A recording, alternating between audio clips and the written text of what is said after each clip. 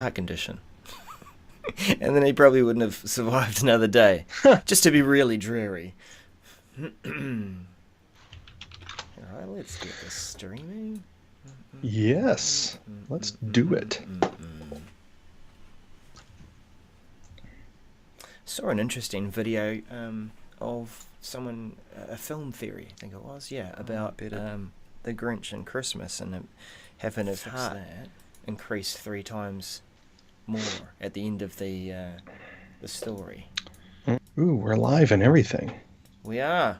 Yeah, I was just fixing the volume. Let's do it.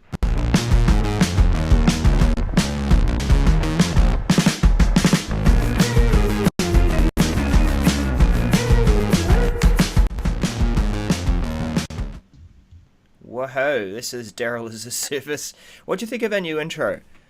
I love it. Yeah? That was shot this year by our friend Adam Yeah. at Ignite. It was fun hanging out and being able to network at the event, but also do some fun video for the show. So it's cool.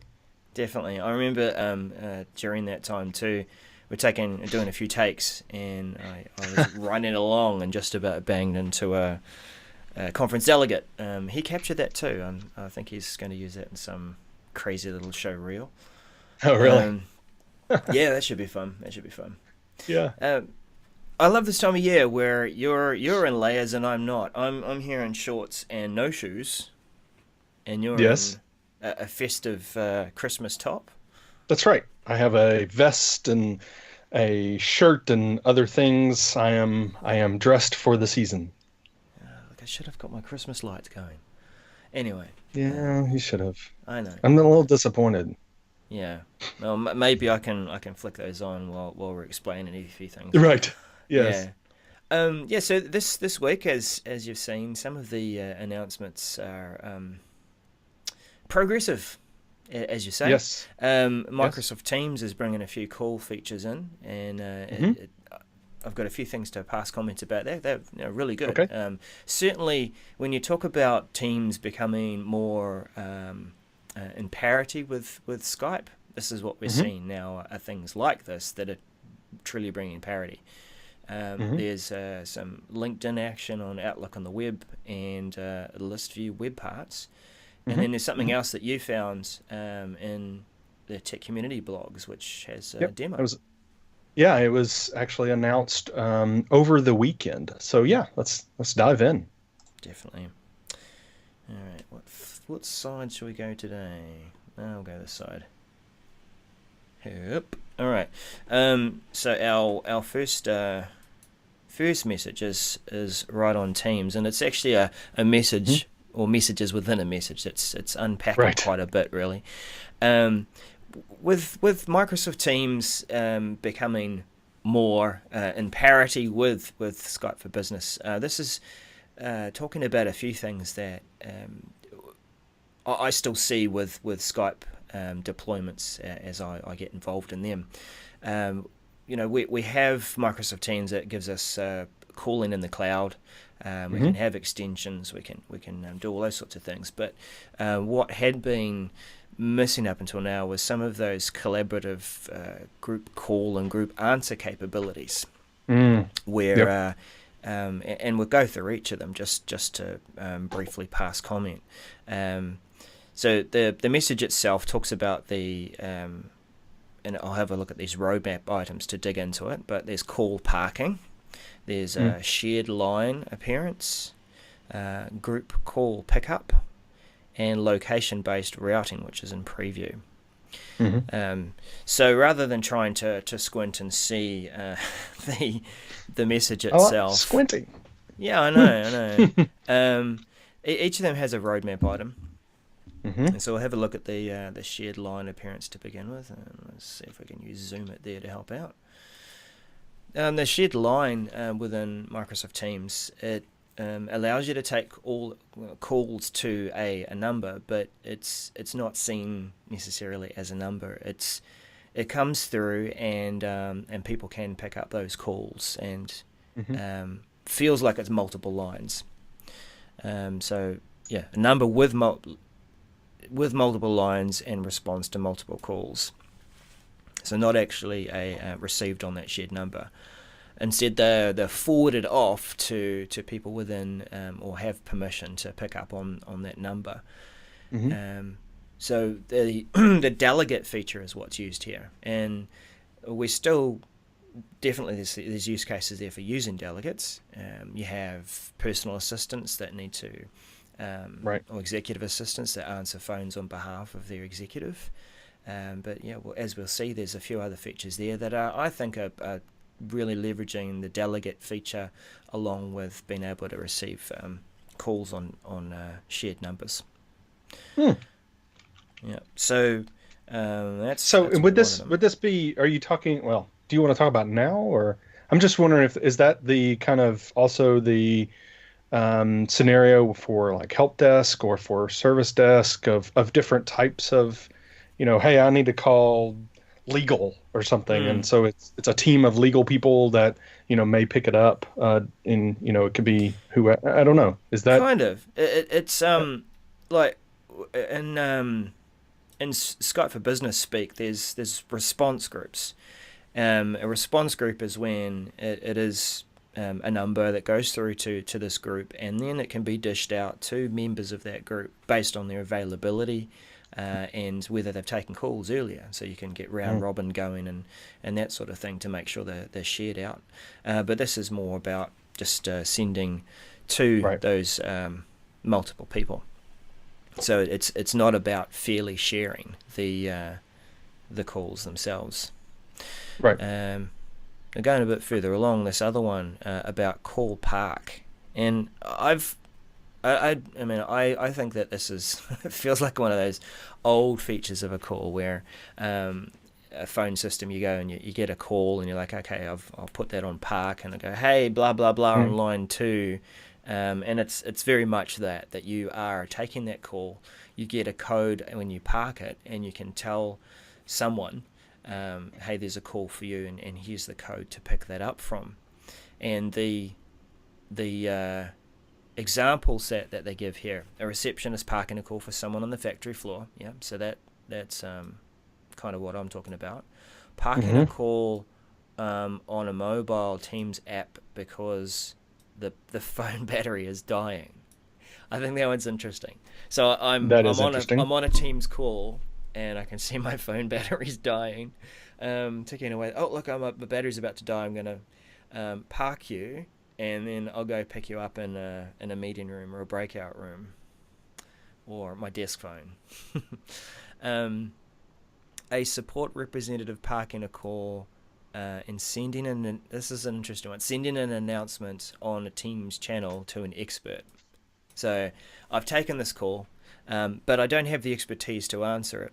Rather than making that person call back, I'm going to put them on hold, park that call, then I'm going to go on to Teams and say, hey, I hope you're responsive today. I really need you to come in and answer this call from this person. I don't have the expertise. So that's going to require a good team culture that is quite responsive. Yeah, you're going to have to, your team is on Teams, and you're using it as your collaboration hub. And while, that's what Microsoft wants you to be doing, of course, my first, car parking is, the phone is ringing, someone answers it, says, yes, I'll put you on hold, and then goes and pages somebody, hey, line 2, pick it up. So, how that morphs to using Teams and getting that, okay, this is cool, but I think that's an interesting set of scenarios that they've used here.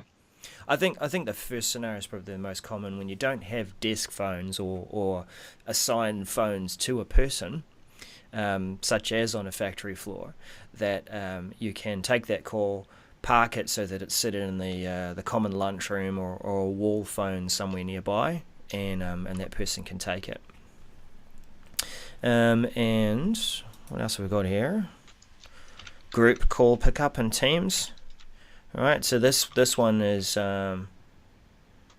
probably a little more like what you were talking about before, where you get that call. It's incoming call from to the colleague's own phone, and you can answer on behalf of that person. And Right. this one's I don't know, in organizations where customer service is really important, you don't want to have people going off to voicemail. This is where people get into that habit of answering calls on behalf of people if they hear the phone is ringing. Actually, that's the next roadmap item to look at. Mm-hmm. And like this, it is about trying to make sure that someone is answering it rather than talking to a message.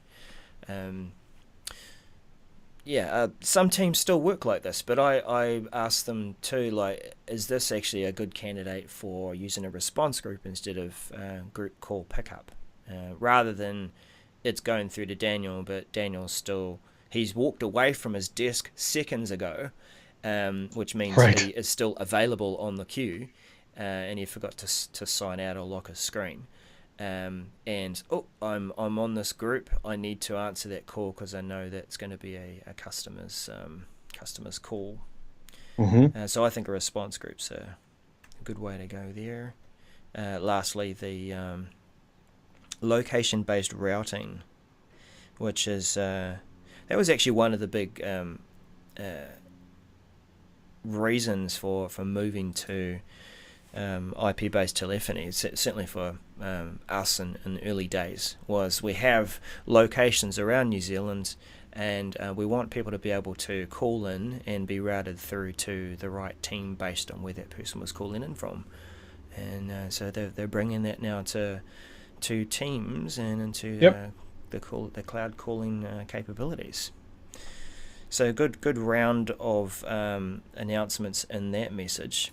And I know that it's quite a packed one there, but yeah, moving further along, we have Outlook on the web, and email LinkedIn connections from Outlook. Yes, I think this is so. The announcement is you'll be able to email directly your first level. Do they call it first level, or what do they call that? Well, like you get, like, I'm connected to you first level, but you might have a contact, and I see them on LinkedIn, but I'm not connected to them. So that's second level contact. But do they call it level? That's what I'm asking. Do they actually call it level, or do they just call it first? I don't know. Because in LinkedIn it says first or second, but is it actual? I don't know. Anyway, so you'll be able to email directly your first level people directly from Outlook on the web.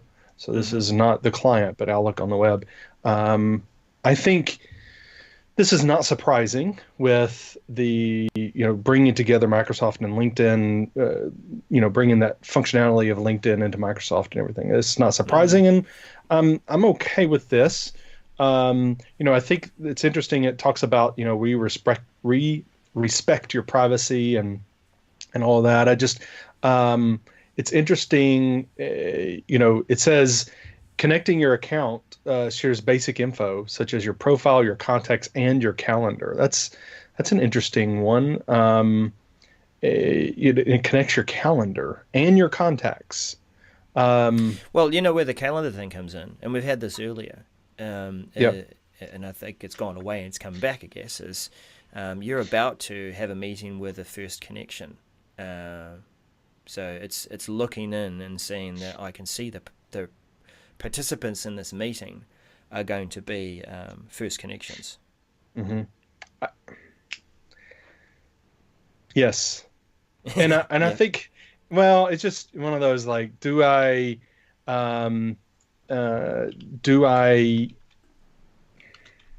don't know. It's one of those trust things. For me, I typically don't like sharing my giving permissions for services and such. Does LinkedIn already have access to my calendar? Well, owned by Microsoft, who does, because I'm in that tenant, maybe. I don't know. It feels kind of, I don't know.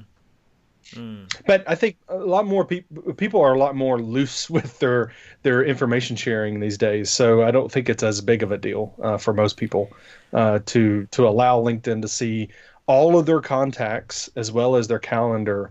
One thing about LinkedIn and knowing it prompts you, hey, don't you want to, import all of your contacts on your phone into LinkedIn so we can? No, I don't want that. It's just, I don't know.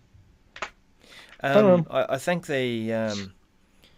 what makes me chuckle a bit about this feature is that if they're your first connection, in most cases, you're going to have their email address anyway. But I guess it'll. Yeah, but yeah, LinkedIn. I don't know. Yep. It's a case of. I guess the flow is that if you've just connected to this person as a first connection, then that gives you that opportunity to email them. And remember, like with Premium too, LinkedIn Premium allows you to do an in connection email, or your in mailing rather. Yes. So is that what it's leveraging? Is it leveraging in mail capabilities, or maybe it's Well, it actually sent. You're asking whether you're sending an email. Does it go through that process where it's just the messaging in LinkedIn, or is it actually sending the email? Is that what you're saying? Yeah, that's right. Or it's making use of that capability. Right. Yeah, potentially. Anyway, still, it's a good thing, and it's just showing further integration of LinkedIn into the Office environment. So we're not just getting those, bits and pieces from people's profiles about like where they've schooled and right. Previous work, but now we're making use of those connections. Yeah, I like it. Yeah. Overall, we'll see things like groups in there. That's a good question. What do our friends in the chat say? I think they're hung up on some chocolate. Someone said they had chocolate. Sarah said she had chocolate, and now everybody wants some. Sarah did not bring enough for the whole class. So, yeah, that's what they're talking about. They're not talking about LinkedIn. Come on, chat room. What are you talking about? LinkedIn. Chocolate for LinkedIn connections? Yes. I am a first degree connection of each of you, or most of you. Heidi, if you've got chocolate, let's connect. No, yes, she's wanting chocolate apparently. Yes. Right. Yeah. All right. And then we've got this list view web part. Yes. All right. It is. Oops, wrong way. Yeah, wrong way. So being able to use the list view web part, which we have, but it's going to now support promoted links, contact list, issue tracking list, announcements. So being able to bring in, this is just bridging the gap between the modern and the classic. And so being able to do that, I think we kind of knew this was happening. We were hoping this was happening, right? To bring more of the classic features into modern. The interesting thing about this one for me was when I was reading through it is it mentions November. It says we'll be gradually rolling this out to targeted release in the end of November, and then the rollout will be completed by the end of December. So, when we're talking to Mike at Ignite, and we talked about this cadence, and messages are supposed to be on this 90-day or 30-day cadence of, we tell you a message and then 30 days it starts. Yep. I think this is interesting. So is it that we just now got this announcement, but now it's saying end of November, which was 2 weeks ago or more than 2 weeks ago. So anyway. Yeah. I know what you mean. I'm reminded of the we are moving you to Teams one that went from 90 days of warning through to 10 days. But and it actually happened in my organization. So our organization got moved, and it hit me. I don't think it's been noticed yet. Most of us don't use Outlook on the web, most of us use the Outlook client, and so we still have the Skype button, right? To when you're scheduling a meeting, still click that. I, however, did get hit with it. I was scheduling a meeting actually for this afternoon. I was scheduling that last week, I guess it was, and I was Outlook on the web, and I went to schedule it, and boom, no Skype. It's make it a Teams meeting, and that was my only option. Yep. So I'll let you know because this afternoon will be the first meeting that we've used Teams in this way, to where it wasn't hey, let's have a Teams meeting. So yeah. Yeah. No, I mean they're still reasonably rock solid meetings. It's just the different pathway client it took. Yeah, different client. Yep. That's right. And okay. Lastly. Last message. Yes. Last message, of course. OneDrive retiring support for Mac OS X 10 and 10.10 and 10.11. I mean, it's good that they've got these messages in here to say we're not going to be supporting these older versions of Mac OS in much the same way they say that about we're no longer supporting Office 2010. But I think where this becomes quite important is that they've done a lot of work to bring files on demand and worked on the OneDrive client for Mac. And if you want that experience, you can't be using an older version of the Mac OS. So they don't want to be supporting this older client that they don't intend to keep up to date, and it's never going to provide the same on-demand features because it's not the same. It's been developed differently, and they want to continue with the newer version. So and this makes sense, right? This is the world we're in, this evergreen. They're trying to say, hey, we're trying to keep up, right? And they're not, still supporting. So they're getting rid of 10.10 and 10.11, still supporting 10.12, all the way up through 10.14. So it's, so we're not. It's not dropping it. It's just saying, hey, you need to keep up to date anyway. Now, the thing about machines is, and I don't know if you've run into this, and we run into this a little bit with Windows. I personally don't think as much with PCs as we do Macs. But with Macs, older hardware, you can't really upgrade anyway. So, if as you get along, there's going to be a point where you actually can't upgrade to a point. It just won't even let you. And so this is one of those kind of times where you've bought into the Mac world and you're buying that high-end hardware where you're going to have to keep doing it or switch. I'm not saying you should switch. I'm just saying that's the reality you live in, is you're not going to just keep updating and updating and updating. At some point, the hardware requirements that they force you on is they don't even let you, get around those. So yeah. No, that rounds out the announcements, but there was something that we mentioned earlier around no-code solutions for formatting in SharePoint. You want to tell us a bit about that, Dan?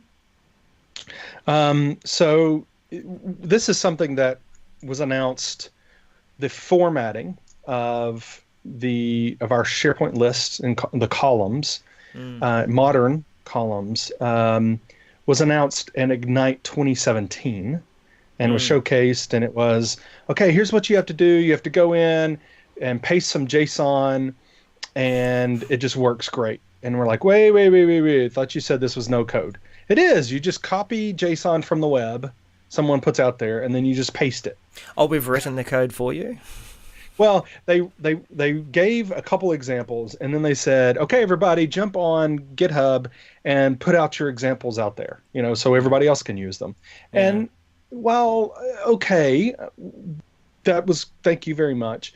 The community was like, okay, but this is beyond power user. We're not writing JSON. JSON is code, and anyone who says it's not is wrong. And so we don't want to be we don't want to have this foster this mentality of just go copy code from the web and paste it into your environment and it's going to be okay, right? Mm. We're not supposed to be doing that That's a over. really good point. I mean, you don't. If you take that same kind of behavior to other Right, less trusted sources, right, exactly. look, you pasted in, it broke stuff, but we absolve ourselves from the responsibility of breaking your environment. Hmm. Exactly. So fast forward to now. Yeah. This was an announcement released. The blog post was put out last week. I'm sorry, this past weekend, that we're going to be able to do the formatting with no code. And I think it's telling because they were saying no code before when they were talking about JSON, but now it is really no code. So we're able to do formatting on three types of columns now: Boolean, choice, and date.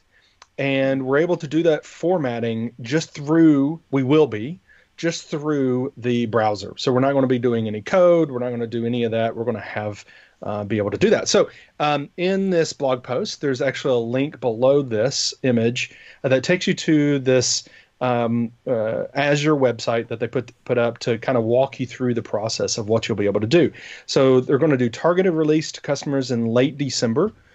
So late December, that tells me last week of December, between the Christmas and New Year's. That's just my guess.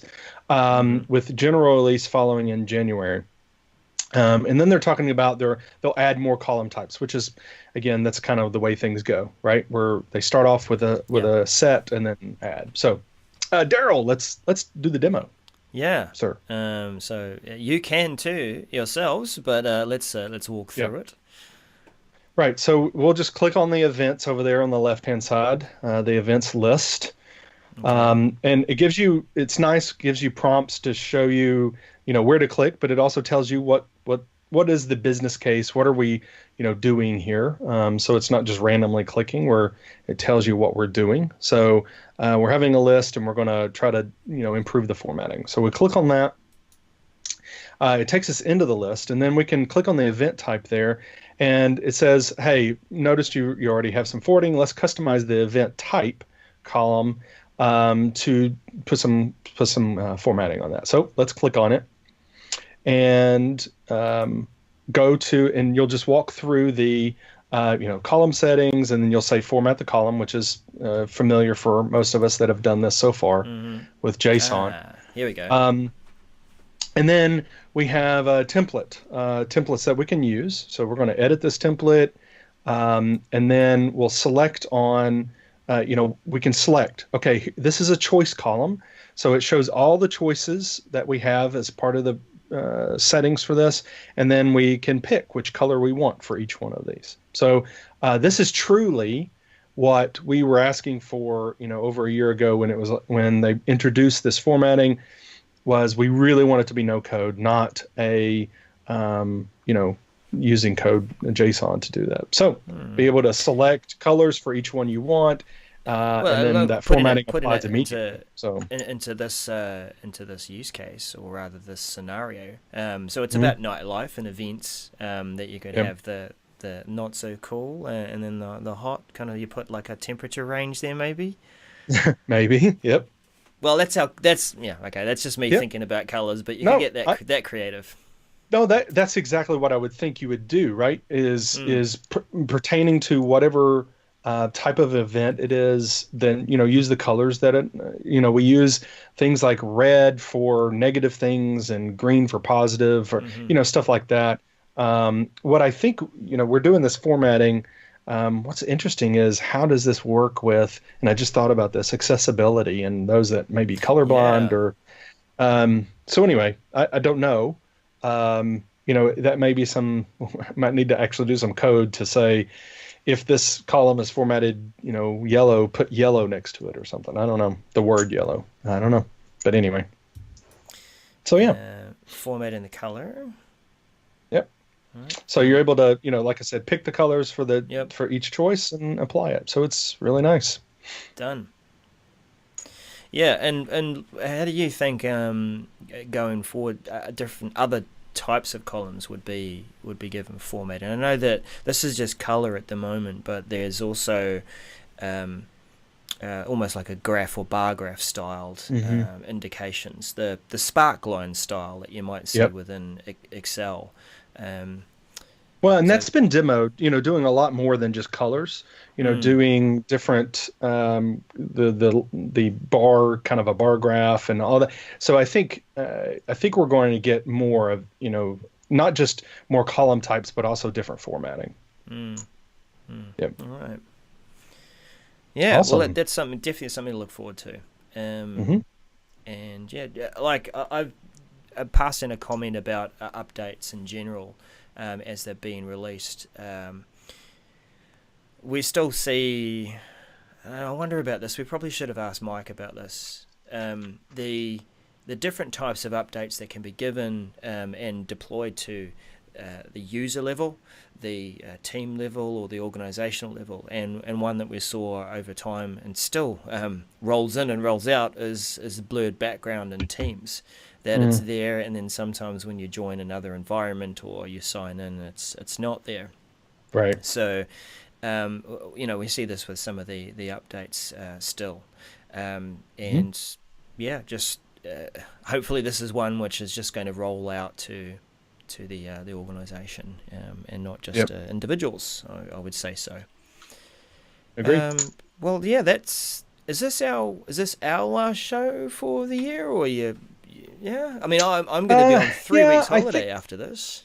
So I think in general, yes. I think this is the last show for 2018, unless I was going to put an asterisk on that if something huge comes along, or there's a flurry of messages or something, may need to do a special episode along the way. But generally speaking, this is our last scheduled show for 2018. So you accepted my leave that I applied for? I did accept it with the asterisk of I may have to go alone or something if something major happens, but I do plan on taking time off anyway. So so we really enjoy having our audience, our live audience, as well as those who catch the show afterwards. We really appreciative of all the support that people have given this year, and how people are hearing stories of how people are using our show, our commentary, to help improve their work life as far as consuming the messages. I've heard it personally in meetings with people here locally in Nashville, Middle Tennessee area, and I've heard it at conferences as well.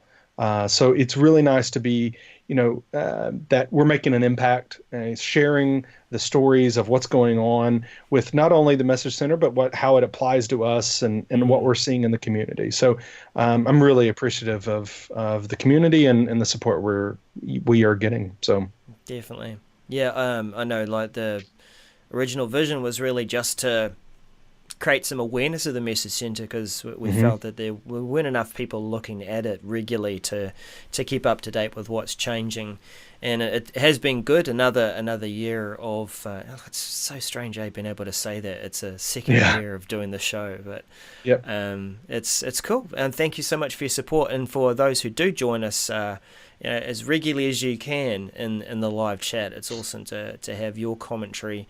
During this year, we also saw YouTube adding the live chat to these live sessions, and that's been really good to see that stays with the videos, and then everything that you guys say, whether it be fun chat or whatever, is actually of value to the video too. So thanks again, and thanks for all your support. We'll see you again next year. I'll be back on January 14th, but I actually go straight into doing jury duty. Oh, gross. To get back from your holidays and sit in a courtroom, or rather get ready to be chosen for a courtroom. Right. Yeah. All right. Well, good luck with that. Thank you. All right, that's us. We'll see you again next year, unless there's something big that turns up. Bye for now. Bye.